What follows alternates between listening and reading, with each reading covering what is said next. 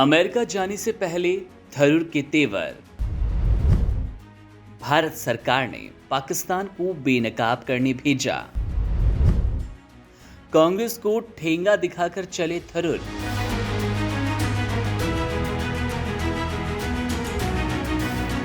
कांग्रेस सांसद और वरिष्ठ नेता शशि थरूर के नेतृत्व में एक सर्वदलीय प्रतिनिधिमंडल शनिवार को दिल्ली से 5 देशों के दौरे पर रवाना हुआ।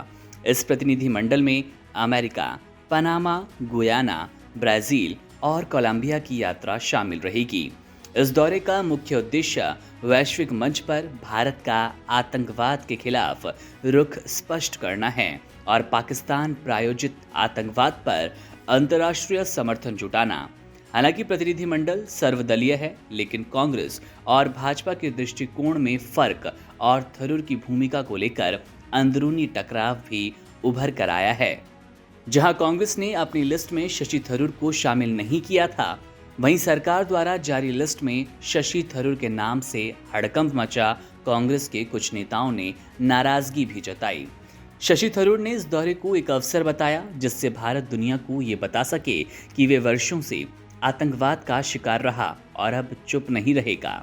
उन्होंने मीडिया से बातचीत में कहा, भारत अब अपनी पीड़ा को वैश्विक मंच पर साझा करेगा और दुनिया को बताएगा कि कैसे वे आतंकवाद का सामना कर रहा है। थरूर के अनुसार प्रतिनिधिमंडल अमेरिका में 9/11 स्मारक का दौरा करेगा और गुयाना में स्वतंत्रता दिवस समारोह में हिस्सा लेगा। ये दौरा भारत की विदेश नीति में संसद के द्विदलीय समर्थन और व्यापक राजनीति समावेश का प्रतीक है। हालांकि इस पहल के पीछे कांग्रेस की भूमिका और शशि थरूर का नेतृत्व भाजपा के कुछ नेताओं को असहज कर रहा है। बिल्कुल वैसे ही कुछ कांग्रेस के नेता भी परेशान नजर आए। भाजपा सांसद तेजस्वी सूर्या ने मीडिया से बातचीत में जोर देकर कहा, प्रधानमंत्री नरेंद्र मोदी ने ये जिम्मेदारी सभी दलों पर डाली है कि वे दुनिया को पाकिस्तान द्वारा फैलाए जा रहे आतंकवाद के प्रति भारत के रुख से अवगत कराएं। सूर्या ने इस दौरे को भारत की शून्य सहनशीलता यानी कि आतंकवाद के खिलाफ जीरो टॉलरेंस की नीति का विस्तार बताया, लेकिन उन्होंने बातचीत में बार बार पाकिस्तान पर हमला बोलते हुए थरूर के संयमित बयान की तुलना में अधिक आक्रामक रुख दिखाया। इससे स्पष्ट होता है कि आतंकवाद के मुद्दे पर दोनों दलों के दृष्टिकोण में गहरा अंतर है। कांग्रेस जहां इसे एक वैश्विक कूटनीतिक प्रयास के रूप में देखती है, वहीं भाजपा इसे एक राजनैतिक बयानबाजी के अवसर के तौर पर इस्तेमाल कर रही है। थरूर ने जहां संतुलित भाषा में भारत की पीड़ा और शांतिपूर्ण प्रतिक्रिया की बात कही, वहीं सूर्या ने पाकिस्तान को आतंकवाद निर्यातक कहकर सीधा हमला बोला।